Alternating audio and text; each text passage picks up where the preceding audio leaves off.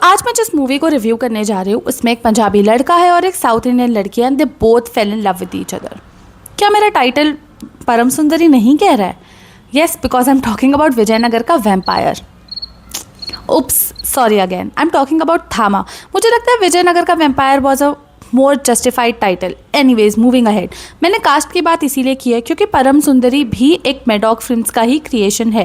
तो जहाँ परम सुंदरी में एक साउथ इंडियन एक्सेंटेड लड़की चाहिए थी वहाँ उन्होंने जानवी को कास्ट कर दिया, बट जहाँ उन्हें एक्चुअली में हिंदी एक्सेंटेड लड़की चाहिए थी वहाँ उन्होंने रश्मिका को कास्ट कर दिया।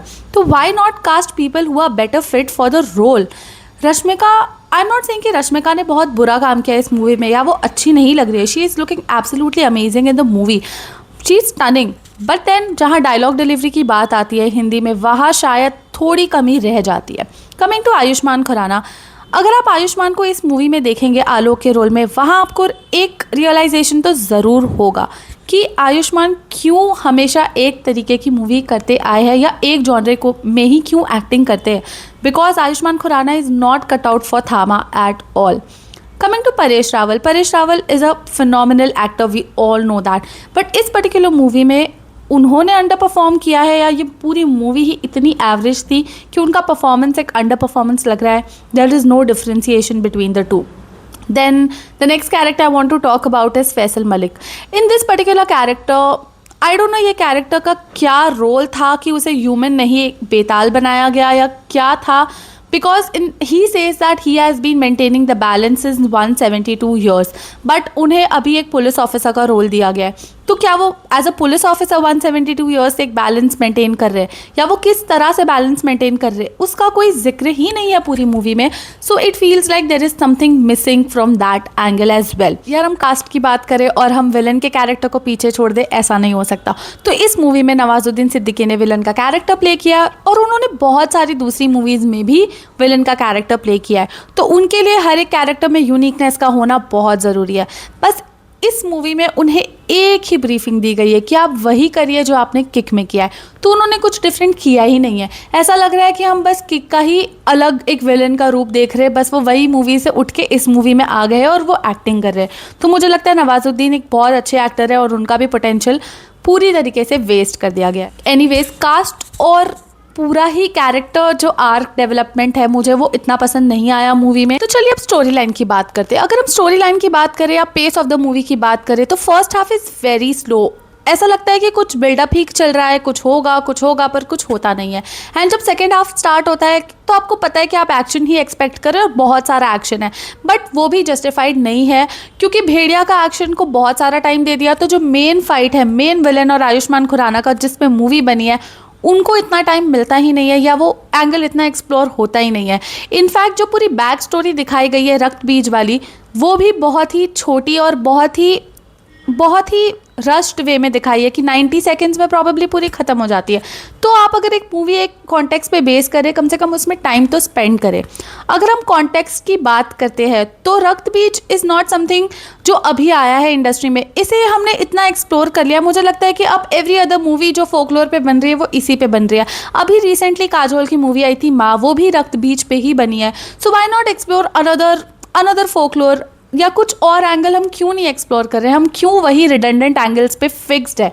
Also coming to the redundant angles, मुझे लगता है कि वैम्पायर स्टोरीज़ की इतनी सारी मूवीज़ आज के टाइम पे मार्केट में अवेलेबल है कि आप एक यूनिक एंगल या आप कुछ करना चाहते हैं तो आप पहले इन मूवीज़ को स्टडी कर सकते हो। आई एम नॉट सेइंग कि कॉपी पेस्ट करो, बट आप इंस्पायर तो हो सकते हो और थामा ने वो भी नहीं किया है। For example there is Vampire Diaries, Twilight, Originals, Sinner, then हमारी अपनी इंडियन ओरिजिन मूवी लोका है, देन एबिगेल है। And Lokah is a very good movie, every one should watch that movie and how amazingly they have made, और कितना नया angle दिया है vampire को। But then coming to this movie Thamma, फिर वही सेम ओल्ड वैम्पायर स्टोरी है जो शायद हमने बहुत बार देख चुकी होगी। और इनफैक्ट अगर हम लव स्टोरी की भी बात करें तो there is one movie called Transylvania, वो एक एनिमेटेड मूवी है बट उसकी भी लव स्टोरी थामा की लव स्टोरी से बेटर है। आई मीन थामा इतनी बुरी है actually in terms of story. So again it is so predictable कि मज़ा नहीं आता है मूवी देखने में। आपको लगता है कि आप क्यों अपना टाइम वेस्ट कर दिया आपने। Now coming to the cameos of the movie, जैसे कि हर मूवी में जना होता है या अलग अलग कैरेक्टर्स का कैमियो होता है, वो इस मूवी में भी है। जहाँ भेड़िया आता है, जहाँ जना आता है, all those are very fun moments. In fact Jana जब भी स्क्रीन पे आता है मुझे लगता है कि he is amazing. I love watching him in any movie. वो जिस मूवी में होता है मुझे वो मूवी देखने मज़ा आती है। तो हाँ, वो उन्होंने तो अपने रोल पे पूरी जस्टिस की, और उनका एक पार्ट है पादरे के साथ, that is also very entertaining, और उसमें कोई कमी नहीं है। बट मुझे लगता है कि भेड़िया का जो कैरेक्टर है उसे इतना ओवर एक्सप्लोर कर दिया गया है। वो हर मूवी में है, हर मूवी, बीट मुंजिया, बीट स्त्री, नाउ भेड़िया में तो होगा ही ऑब्वियसली, और अब इसमें भी है। तो हम और कोई कैरेक्टर को क्यों इतना ओवर एक्सप्लोर या ओवर यूज़ नहीं कर रहे। और मुझे लगता है कि भेड़िया की फाइट्स को इतना ज़्यादा दिखा दिया गया है हर एक एंगल से, हर एक मूवी में, कि जब एक्चुअली भेड़िया 2 आएगी तो क्या डिफरेंस होगा। क्या हम बहुत यूज टू हो चुके होंगे भेड़िया की फाइट देखने के लिए, या कुछ नया होगा उस मूवी में। That is also something we should think about. और शायद मेडॉक को थोड़ा भेड़िया को कम यूटिलाइज करना चाहिए। आई एम नॉट सेइंग कि वो एंटरटेनिंग नहीं था, बट थोड़ा सा तो कम यूटिलाइज करो। इतना कर दोगे तो हम भेड़िया में क्या नया देखेंगे। So coming to the VFX और CGI ऑफ दिस मूवी, वो भी कंसिस्टेंट नहीं है। जहाँ भेड़िया को बहुत अच्छा दिखाया गया है, आई मीन जब भेड़िया आता है स्क्रीन पे तो आप बोलते हो कि वाओ, मतलब भेड़िया ही लग रहा है। But what about other VFX, जैसे कि भालू आता है, भालू का कैरेक्टर तो बहुत ही बेकार दिख रहा है। और एंड में जब नर्व्स दिखती है, नर्व्स तो ऐसे लग रही है कि जैसे हमने स्केच पेन से ड्रॉ कर दी हो। या आलोक का जो हाथ दिखाना होता है वो भी ऐसे लग रहा है कि क्या, मतलब सारा पैसा आपने भेड़िया में ही खर्च कर दिया और आप इन कैरेक्टर्स के VFX या CGI पे आप स्पेंड ही नहीं कर रहे हो, या आपने AI से ही बना लिया ना। यू आर लाइक कि बस चलो मूवी निकालनी है निकाल लेते, एक तो कैरेक्टर अच्छा बन गया। तो यार VFX में भी पूरी मूवी में कंसिस्टेंसी नहीं है। बट हाँ, VFX स्त्री 2 से तो बेटर है। स्त्री 2 का जो सरकटा वाला सीन का पूरा VFX था लास्ट फाइट का, वो बहुत ही बेकार था।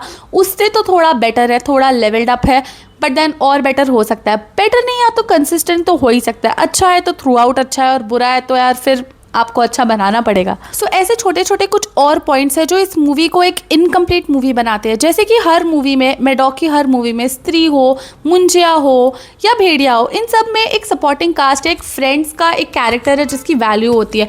बट ये एक लौती ऐसी मूवी है मेडॉक के हॉरर कॉमेडी यूनिवर्स में जिसमें वो नहीं है। वो एक फ्रेंड्स का जो एक बॉन्ड होता है या जो कॉमिक टाइमिंग वहाँ से आती है, वो इस मूवी में मिसिंग है, क्योंकि लव स्टोरी पे थोड़ा ज़्यादा ध्यान दे दिया है। और अगर हम लव स्टोरी की भी बात करें तो लव स्टोरी में कोई केमिस्ट्री फील ही नहीं होती है। मतलब इतनी जल्दी कैसे प्यार हो गया, प्यार हो भी रहा है और वो सब कुछ छोड़ के जा भी रही है साथ में, मतलब कैसे हुआ है इतनी जल्दी प्यार। और उसको जस्टिफाई करने के लिए वो एक जगह कहती है, कहीं रश्मिका का कोई डायलॉग है जो अच्छे से डिलीवर भी नहीं हुआ है। वो कहती है कि तुम्हारी धड़कनें ही मुझे तुम्हारी तरफ खींच रही है। मतलब क्रिंज, एव, क्यों? मतलब कोई प्यार तो बताओ कि कैसे हो रहा है, कैसे बढ़ रहा है, instead of just putting cringe dialogues in the movie. So जैसा कि मैंने कहा कि कॉमिक रिलीफ के लिए फ्रेंड्स या वो सपोर्टिंग कास्ट का सपोर्ट नहीं है इस मूवी में।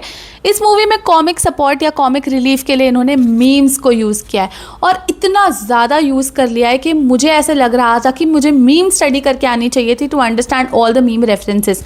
बट इतने ज़्यादा रेफरेंसेस, कोई और ओरिजिनल जोक ही नहीं है। और अगर मुझे मीम्स ही देखने थे तो भाई मैं इंस्टाग्राम स्क्रॉल कर लेती, मैं थिएटर क्यों आती थामा देखने के लिए।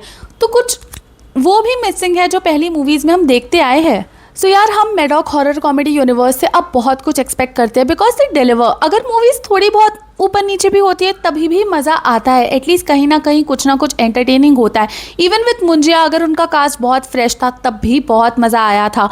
भेड़िया, वेयरवुल्फ का कैरेक्टर भी बहुत ओवर एक्सप्लोर्ड है, but still Bhediya had a very unique angle और हमें बहुत एंटरटेनिंग लगी थी वो movies. But what happened with Thama, I am not sure, but Thama is an absolute flop movie। और मुझे लगता है अगर मैं MHCU की मूवीज़ को रैंक करूँ तो मेरे लिए स्त्री अभी भी सबसे टॉप पे है। स्त्री बहुत ही ओरिजिनल और बहुत ही एंटरटेनिंग लगती है मुझे। स्त्री के बाद मुझे लगता है सेकंड पे आती है भेड़िया या स्त्री 2, उसके बाद आती है मुंजिया, एंड सबसे लास्ट में आती है थामा। एंड आई थिंक अब जो भी मूवी नेक्स्ट आती है, they have to buckle up and they have to bring something very original, very new, क्योंकि हम MHCU से वो एक्सपेक्ट करते हैं। और मुझे लगता है थामा तो मेरे लिए अब लास्ट ही होगी। And this movie like 2 or 3 out of 10, it deserves, I don't think so it deserves that also, but then it's okay, it's part of MHCU, so I'm gonna give it 3 out of 10, but then it's an absolutely a brain rot movie। अगर आपको brain rot movies पसंद है ये brain rot से भी कहीं नीचे है, बट अगर आपको पसंद है तो आई वोंट रेकमेंड कि आप थिएटर्स में जाके देखें. आप वेट कर सकते हैं, आप OTT पे इस मूवी को देख सकते हैं. So this was my take on Thama, and if you love my reviews, follow along, hit that subscribe button.